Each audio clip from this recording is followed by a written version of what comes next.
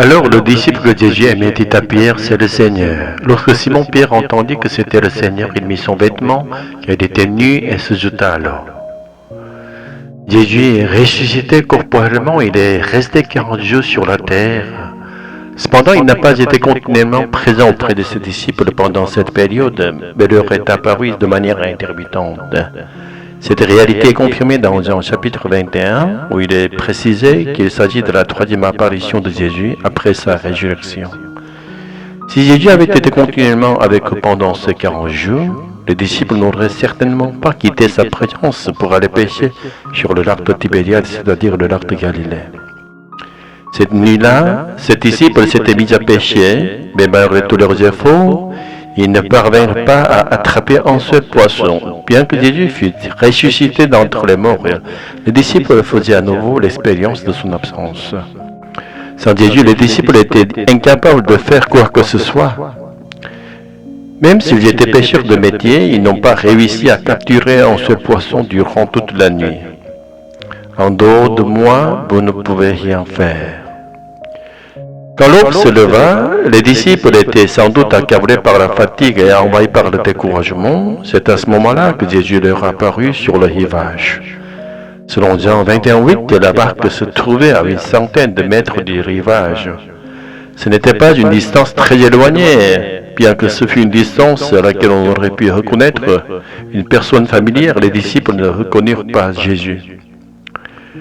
Sans même savoir que c'était Jésus, les disciples obéirent pourtant à sa parole et jetèrent le filet du côté droit de la barque comme il leur avait demandé. Aussitôt, un miracle se produisit et ils prirent tant de poissons, 153 au total, que le filet était sur le point de se rompre et ils ne purent même pas hisser dans la barque. C'est seulement à ce moment-là que l'apôtre a reconnu Jésus et l'annonça à Pierre. Ici, nous pouvons comprendre que, indépendamment de notre perception ou de notre foi, le Seigneur manifeste sa grâce et accomplit des miracles pour nous. Tout comme les 17 disciples, nous avons nous aussi besoin de voir des signes pour reconnaître et croire en Jésus. C'est déjà une grande grâce de Dieu si nous pouvons discerner sa bonté à travers les signes qu'il nous donne. En Jean chapitre 6, environ 20 000 personnes, 5 000 hommes, sans compter les femmes et les enfants, furent témoins du miracle de la multiplication des pains et des poissons. Pourtant, au lieu de discerner dans ce miracle le signe que Jésus est le Fils de Dieu, ils se contentèrent d'avoir mangé à satiété et voulurent établir Jésus comme roi terrestre d'Israël. Jean 6, 26, Jésus leur répondit, en vérité, je vous le dis. Vous me cherchez, non parce que vous avez vu des signes, mais parce que vous avez mangé des pains et vous avez été rassasiés. À ces gens qui ne voyaient en lui qu'un roi politique potentiel, Jésus révéla une vérité bouleversante. Ce n'est pas du pain matériel qu'ils devaient désirer, mais le pain descendu du ciel, c'est-à-dire lui-même.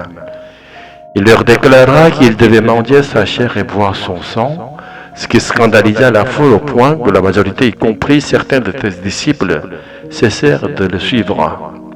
Cependant, Pierre et les autres apôtres, bien qu'incapables de comprendre le sens profond de ces paroles mystérieuses, ne quittèrent pas Jésus, car ils savaient qu'en lui se trouvaient les paroles de la vie éternelle. Jésus dit alors aux 12, « Et vous, ne voulez-vous pas aussi vous en aller ?» Simon-Pierre lui répondit, « Seigneur, à qui irions-nous? Tu as les paroles de la vie éternelle. » Dans Jean 21, parmi les 7 disciples, ces gens qui furent les premiers à reconnaître dans le péché miraculeux en signe de Jésus, ils partagèrent aussitôt cette révélation avec Pierre. Rappelons-nous que Pierre, autrefois, avait voulu aller à la rencontre du Seigneur en marchant sur les eaux du lac de Galilée. Cette fois encore, c'est lui qui se jette le premier pour rejoindre Jésus, alors même que la barque t'accoste. Bien qu'il fût en train de pécher et qu'il fût dévêtu, il prit soin de se rhabiller par respect pour le Seigneur avant de plonger. Pierre nous montre là, plus que les dons matériels et les bénédictions visibles, ce qu'il désirait par-dessus tout était la présence du Seigneur lui-même. Il laissa derrière lui la barque et les poissons se jeta dans l'eau, offrant ainsi l'image d'un homme qui abandonne tout jusqu'à lui-même pour rejoindre le Seigneur. Cet acte d'abandon ne symbolise pas seulement le renoncement au bien extérieur, mais aussi sur le plan spirituel, le renoncement à soi-même. Aujourd'hui encore, l'Esprit Saint se tient à la porte de nos cœurs, tout comme Jésus se tenait sur le rivage du lac de Tibériade, frappant à la porte et attendant que nous lui ouvrions. Lorsque nous renonçons à tout, même à nous-mêmes, et que nous désirons ardemment la présence du Seigneur, alors l'Esprit Saint fait de notre cœur son trône et demeure éternellement avec nous. Tant que nous nous accrochons aux choses de ce monde et à nous-mêmes, et il n'y a pas de place en nous pour que l'Esprit Saint puisse y habiter. Si nous adoptons le cœur de Pierre qui s'est jeté dans le lac de Tibériade il y a 2000 ans, nous serons restaurés de toutes nos fautes passées et nous pourrons vivre une vie nouvelle, une vie de disciple du Christ, une vie d'enfant de Dieu, une vie qui fait le bien autour de nous et qui conduit à la vie éternelle. Amen. Alléluia. Dans un petit temple après le culte, un disciple s'approche du pasteur. Pasteur, ce passage de Jean 21 que vous avez lu m'a beaucoup touché. Pierre qui se jette dans l'eau en entendant que c'est le Seigneur. Pourquoi une réaction si précipitée, si passionnée? C'est parce que Pierre n'attendait rien d'autre que la présence du Seigneur. Ce n'est pas le miracle qu'il a émis en premier, ni les 153 poissons. C'est la certitude que Jésus était là, il a tout laissé derrière lui, poissons, barque, travail, pour rejoindre le Seigneur sans attendre. Alors, le véritable bonheur, ce n'est pas d'obtenir des bénédictions matérielles, mais d'être auprès de lui, n'est-ce pas? Exactement. Pierre savait que la vraie bénédiction n'était ni dans le filet plein, ni une barque remplie, mais la communion avec le Jésus. Il a compris dans cet instant que sans lui, il n'y avait rien qui en vaille la peine. Mais pourtant, nous sommes comme les autres disciples, nous avons besoin de voir des signes pour croire. Oui, nous sommes souvent là à reconnaître le Seigneur comme eux. Mais Dieu, dans sa grâce, se montre à nous malgré cela. Ce n'est pas parce que nous croyons que le miracle arrive, c'est souvent le miracle qui nous réveille à sa présence.